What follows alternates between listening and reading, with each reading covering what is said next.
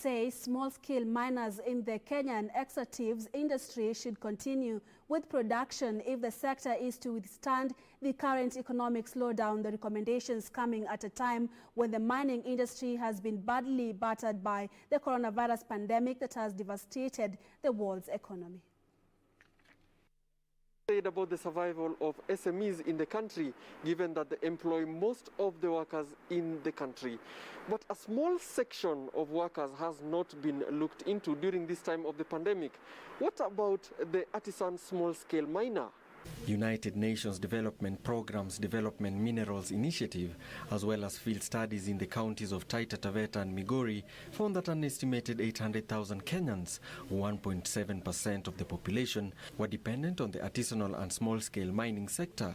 However, with the current economic headwinds resulting from the coronavirus pandemic, mining activities have forced larger players to scale back, including community-based projects that support mining families. There was a lot of discomfort amongst communities where minerals occur in terms of them being included within the whole mining space and them getting a fair share of the revenues that come out of mining. There are only some few examples where there were cases in which companies went out of their way to support the communities in which they carried out mining. Extractives industry policy analyst Mwakesi observes that small-scale miners could help bridge the current shortfall. There is a segment within the mining sector that truly needs a lot more support now that things are a bit tough. Initially, counties such as Kilifi and Taita Taveta had come out with directions stopping the carrying out of mining during this COVID-19 pandemic period. And of course, this led to a number of artisanal miners, the small-scale miners, having trouble making ends meet. Mwakesi says that even as large players reposition themselves in slowed activities, small-scale miners can now take advantage of the sector. The thing that we could be able to encourage at this particular moment is that counties and the government, and I know the Ministry of Petroleum and Mining has come out very clearly that such economic activities should not be put to a stop.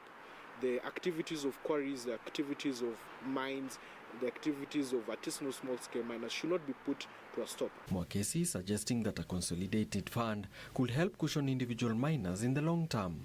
We should come up with a proactive measure to ensure that the activities of these artisanal small-scale miners are encouraged from a stockpile basis, that we encourage them to continue producing the minerals that they have, and if possible, we could be able to set up a small-scale fund that will be able to purchase these minerals, store them up, and when the markets reopen, they can be able to be sold. Kenya has seen progress in the extractives industry since the enactment of the Kenyan Mining Act of 2016, but experts say further legislations are needed to make the sector more inclusive. Currently, several workers and facilitators in the artisanal and small-scale mining industry have either completely shut down or reduced their work output.